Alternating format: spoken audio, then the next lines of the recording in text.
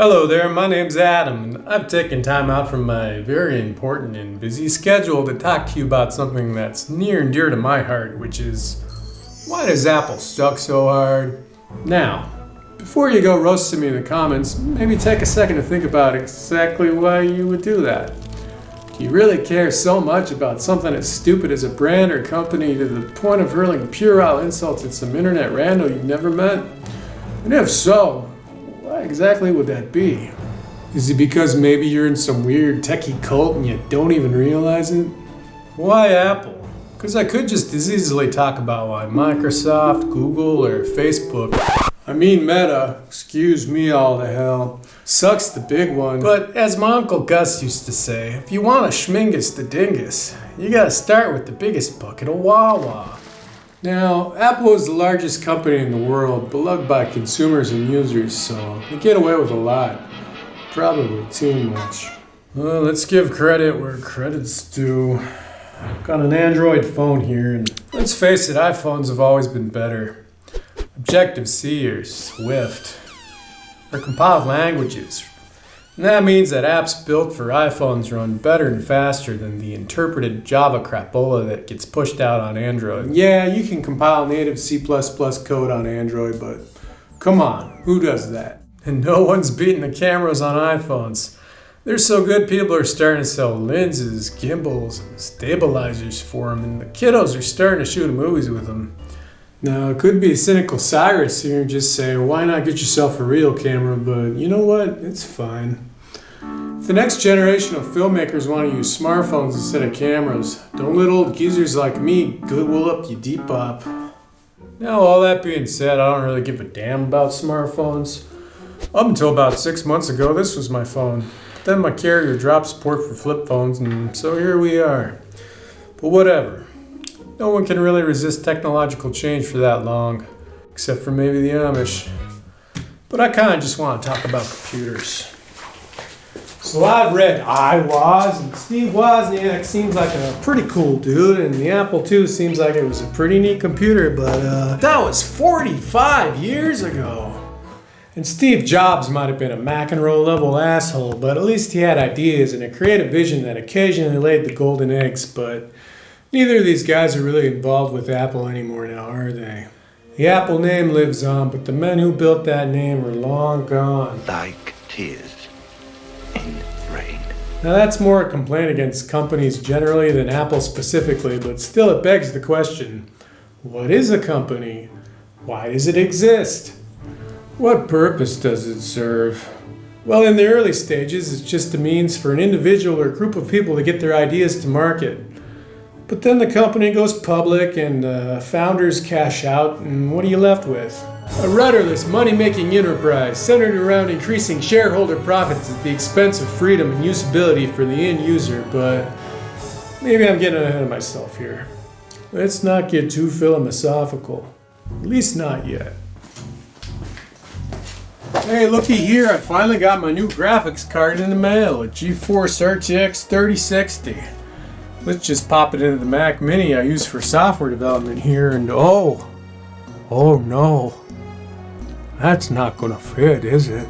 Actually, these new video cards are like half heatsink, so even getting this in my PC might require a bit of gentle persuasion. I know the point of Macs isn't upgradability, but the form factor on these Mac Minis just make it impossible. Oh my god, I just realized something. It really can't be that stupid. Really can't be that simple. Could it? No, man! Okay, but even things I should be able to upgrade and replace, I can't. For example, I'd really like to swap out the useless 250 gigabyte hard drive in here for a 1 terabyte, and in my PC that's trivial. I've already got like 5 or 6 of those in there, but with these Mac Minis you can't do that. You need a special little screwdriver just to get the damn thing open, and then when you finally do, you discover that Apple soldered the hard drive to the motherboard for you. They really don't want you screwing around in there. Now, I get the counter argument. Apple computers are specially designed with an integrated hardware and a system architecture tighter than a nun's bumhole, which makes them resistant to crashes and super reliable, but come on guys, it's a hard drive. Swapping out the hard drive is not going to cause any system failures. Even back in the days of these old IDE hard drives, all you really had to do was finagle around with the jointpas until they worked. There's only one reason for Apple to solder their hard drives to their motherboards, and that's if you need a more expensive hard drive, they want you to get it when you first purchase the computer so they can pocket a few crumbs from that transaction. They want your money. Well, that and complete and total control over their software and hardware markets. And look, I get it. The people who love Apple computers really love Apple computers. The aging elderly hippies, actual boomers who've been on the Apple cart since the 1970s, back when the scrappy young company was fighting those evil corporations known as Microsoft and IBM, they somehow missed the memo that somewhere between the US Festival and now, Apple became the most valuable company in the world, with antitrust practices the likes of companies like Microsoft and IBM could only ever dream about. The what festival? The Oz Festival. Yeesh. It was sponsored by that guy from Apple Computers? What computers?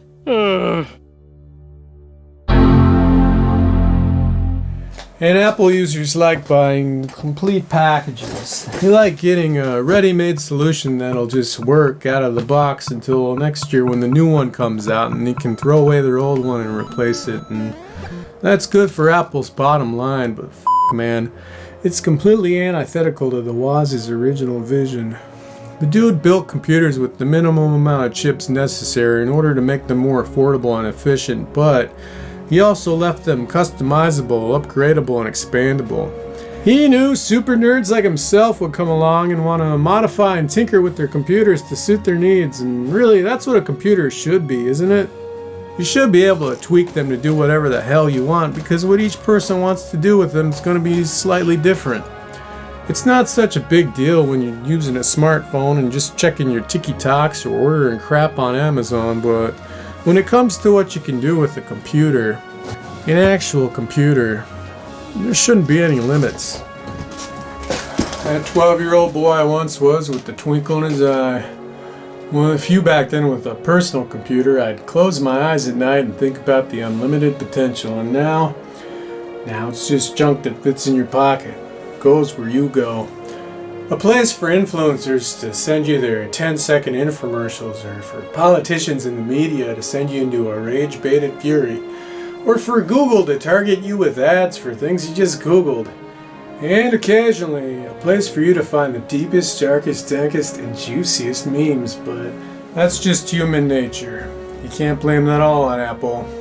So let's take a break from lamenting the inevitable dumbing down of technology to try and stick this thing in my pewter. Okay, boys, let's open her up, huh? Kylo Ren, Tina's 99-cent burritos, Winston f***ing Churchill, Jollibee chicken, blue balls over to Mississippi. Moon over Parma, bring my love to me tonight. Guide her to Cleveland underneath their silver light. We're going ballin', so don't lose your it's all in. Moon over Parma tonight. YouTube vloggers with your f***ing HelloFresh pyramid schemes. Christmas only comes but once a year, yeah, for like 8 f***ing weeks. Come out to the coast, we'll have some beers, get a few laughs going. Unboxing videos, I'll unbox your f***ing mom. How about that? There we go. Well, that was fun. Anyway, back to Apple. So who cares about hardware, right? Maybe you don't need control over your GPU and RAM. Maybe you just want some bougie little piece of shit computer you can smack around so you can finally finish writing that big Hollywood screenplay, quit your job at Starbucks, and tell your manager where he can stick his beans. Surely the software side is good, right? Free and open, Apple lets you do what you want. Well, let's start with the operating system. Now, to be fair, both Microsoft and Apple have been selling you the same basic operating system for, I don't know, the last 20 years. Maybe you think Mac OS is cute or Launchpad is neat. And you know what? Terminal is pretty swift. Check out this sudo purge. But there's some key differences, fundamental design and architecture changes that just make macOS so much harder to get software running on versus Windows. But what about Linux? We don't talk about Linux. So I compile a program against the Windows 7 SDK and I can pretty much guarantee you it's going to work on 7, 8, 10, 11, especially if I compile against the kernel. And that's because Microsoft never really cleans out their old system code. Just like Apple, they write new system functions, but they tend to leave the old stuff in there. Much of the time these are just the same functions with different names, but hey, how else are they supposed to sell you a new operating system? But the point is that they don't mess with their old ones, and what I'm really trying to say here is that Microsoft doesn't go out of their way to break their operating system, because why would they? They're not trying to sell new computers attached to new versions of their OS. Whereas Apple, well, I think you can see where I'm going with this. Now, how does Apple manage their operating system? Well, each new version of macOS is a completely self-encapsulated thing, meaning Apple does go out of their way to depreciate and remove old system code. And if you try to run older software on a newer version of the OS, it's going to break everything. Not only that, but they'll modify the behavior of system code from year to year. Piss in the mayonnaise jar. Which means that even code compiled a short 6 months ago, which should still technically work, why not? Well, okay, whatever. Developers just need to keep their software up to date with the latest Apple changes then. Sure, blame the developers. Don't blame the white immaculate, the silver eye in the sky, the Mac Daddy, the APPL that makes you feel so swell. Because a large corporation can do no evil, and therefore must be obeyed, unquestioned, and worshipped. Remember, kids, we live in a consumerist society, so it's not really the iPhone or the MacBook you're buying, but the idea these things can make you whole or improve your life, or that you can't live without them. That's the fantasy you're really buying into. That's the religion, and you don't question religious dogma. But how far back should developers go to support older versions of macOS? Microsoft might push a new version of Windows out every 5 years, but Apple does it literally every goddamn year. And you know there's people out there who'll buy a new computer and never upgrade it and use it for like 10 years. Which is of course the same thing to do if you just want to use the damn thing and not spend days or weeks every year re-downloading and updating all your old software.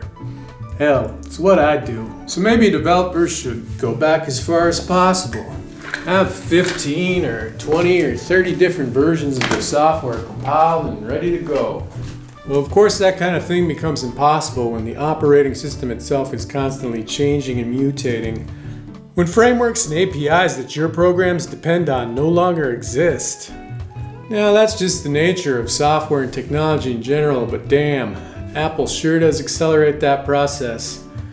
It's almost like they do it in the name of planned obsolescence, like they want you to buy a new computer every 2 years and throw away your old one because that makes them a nice fat stack of cash. Now if that sounds cynical, it's not. It's Apple's entire business plan. Don't believe me? Go to apple.com and see which versions of their operating system they still officially support with their software updates. I'll wait. Was it 3? Yeah, anything older than 3 years Apple considers to be obsolete. And it's not like each new version of macOS is bringing with it some amazing new changes. I gotta install and use them every year. Sierra, High Sierra, Mojave, Big Sur, Catalina, Monterey, Ventura. I don't see any real difference. The icons got rounded at some point. We got dark mode, which still doesn't work with certain programs. And I won't say they do this with their computers, but I do recall an iPhone update nerfing older iPhones at some point. And then there's Xcode. Apple only includes SDKs for the last couple versions of their operating system in their IDE, so to support older versions of macOS, you need to have either downloaded and installed a million old versions of Xcode or gone to some seedy website where a man with questionable morals opened up his brown trench coat for you so you could see his magic world. And why? Because Apple doesn't want anyone supporting older versions of their operating system. As far as they're concerned, they don't exist anymore. I close my eyes and see the Great Pacific Garbage Pile, a mountain of e-waste fueled by your yearly purchase of a new iPhone. But hey, you gotta get that slightly better camera every year now, don't you? Let's all get out our iPhones and tweet about climate change. Makes a lot of sense, doesn't it? Actually, I think we send our e-waste to places like China and Indonesia so kids in rags can pick over the bones, but hey, those 400,000 obsolete phones gotta go somewhere every year, don't they? Hey, watch it. And I could go on a long spiel here about manufacturing in China, but let's just say Apple is a smart company, so as China develops and wages improve, they're looking to places like Indonesia to move their manufacturing to so they can continue to get that sweet, sweet slave labor and keep pocketing 50% iPhone profit margins.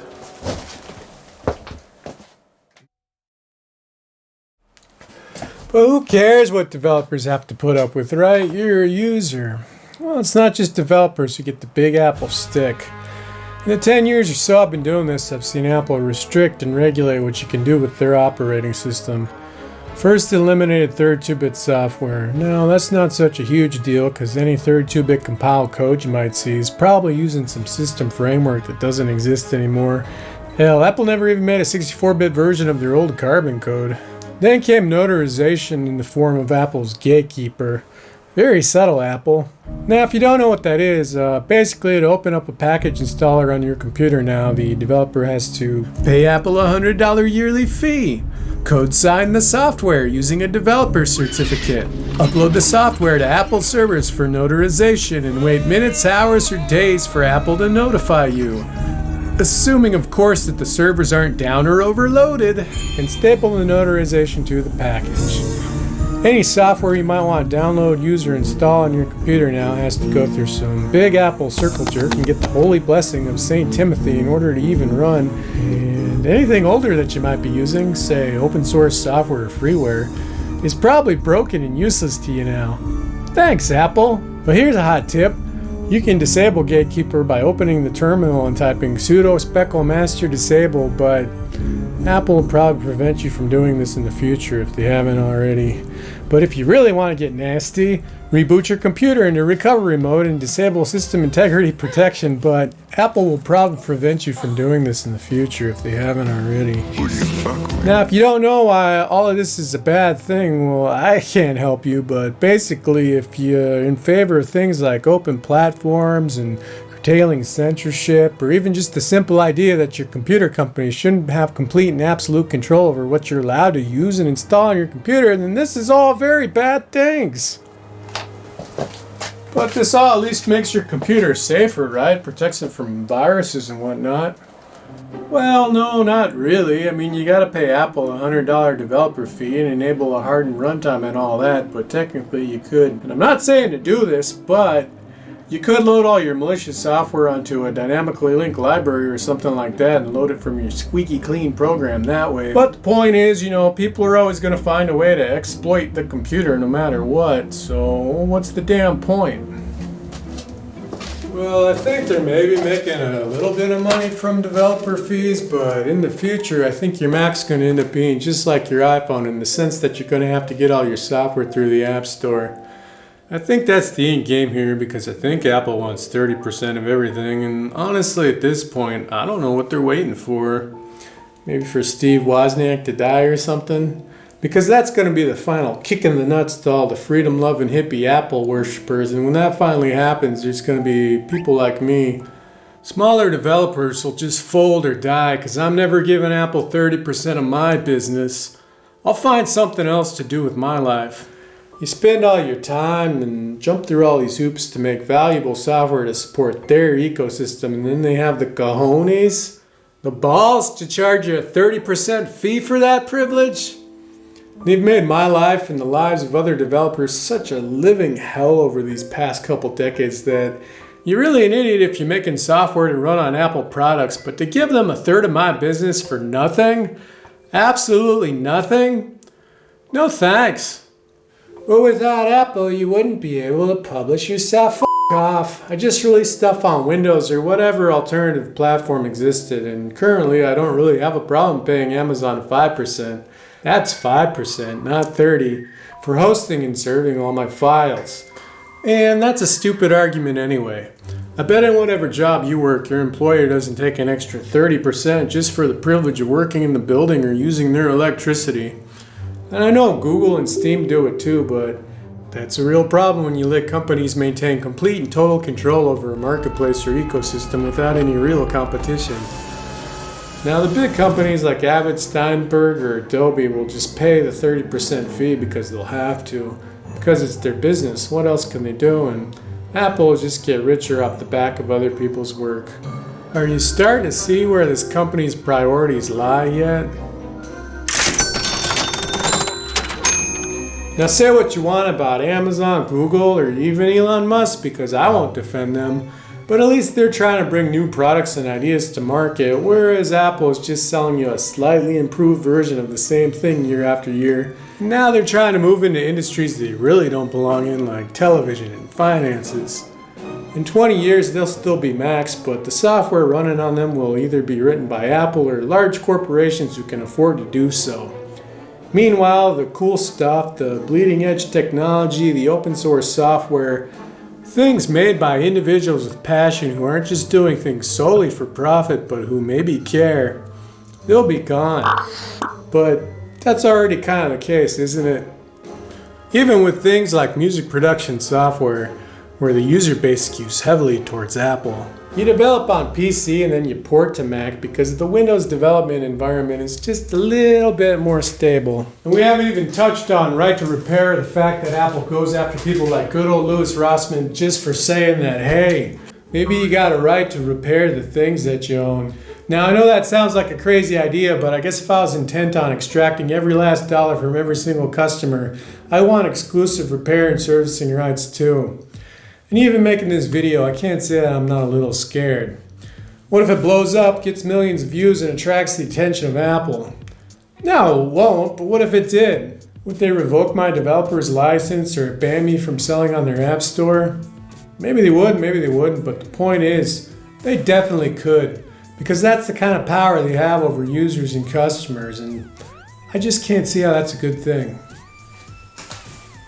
You know, there's so much fear and concern over things like social media these days, but no one ever stops to talk about what this, literally all of this, is running on. Well, occasionally the EU might sue Apple over proprietary charging ports because Lightning is obviously just another money-making scheme. But beyond that, I don't think the average person is really thinking about how your device specifically is curating and changing your experience as a user. To give Apple even more credit, they have revolutionized technology with things like the iPhone, the Apple II, or even the iPod, but is that really the company? The faceless corporation known as Apple? Or was it Steve Wozniak who built the first personal computer you could do something cool with?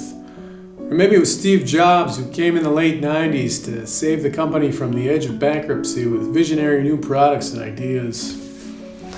You know, ever since old Stevie J passed away, I can't help thinking that this company no longer innovates. Removing headphone jacks and forcing everybody to buy AirPods isn't really innovation. It's just taking away choice from the end user. Making marginally improved versions of the same products year after year isn't innovation either. It's like Disney remaking all their animated classics as live-action films because they're afraid to try something new or take on any risk.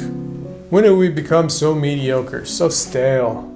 When do these companies get too big to fail, and so you hand over your money to them every year because you know what to expect? It's comfort food. Apples are comfort food. So maybe they don't suck. Maybe we suck for choosing the same boring things over and over again. For choosing safety and security over openness and freedom. And I'll be honest, my PC doesn't always run correctly. Sometimes it crashes or hangs or I gotta reboot it, but so what? Because I can still run whatever I want on it. And I can still go to Newegg and price out components and build a system from scratch, and you just can't do that with a Mac. And why? Because Apple wants you to buy your computer through them. They want every last dollar that you'll cough up or bleed. And look, every business is in it to make money, but there's a fine line between profiting from and taking outright advantage of the customer. And each year, companies like Apple take just a little bit more. A tiny piece here, a tiny bit there. So small that you don't even notice it. Until you do. Until you wake up one day and turn on your iPhone 24 to access the Apple News Network. Log on to Apple, AOL, Time Warner, Disney, Twitter, SoFi Plus to see what you're supposed to be outraged about today. Meanwhile, the real outrage is that you've been brainwashed. Part of some weird techno cult where you pray at the glowing altar of shiny silver metal squares, dropping your feeble paycheck into bottomless coffers. You stumble about aimlessly, wandering the dark and light webs, searching for members of other techno cults so you can bash them over the head with messages of brutal love, proselytizing in blood how brand X is better than brand Y because reasons. Meanwhile, your soul still exists. Perhaps lost somewhere in the vast material plane that you and everyone else has long since abandoned in favor of the bright and shining new digital utopia.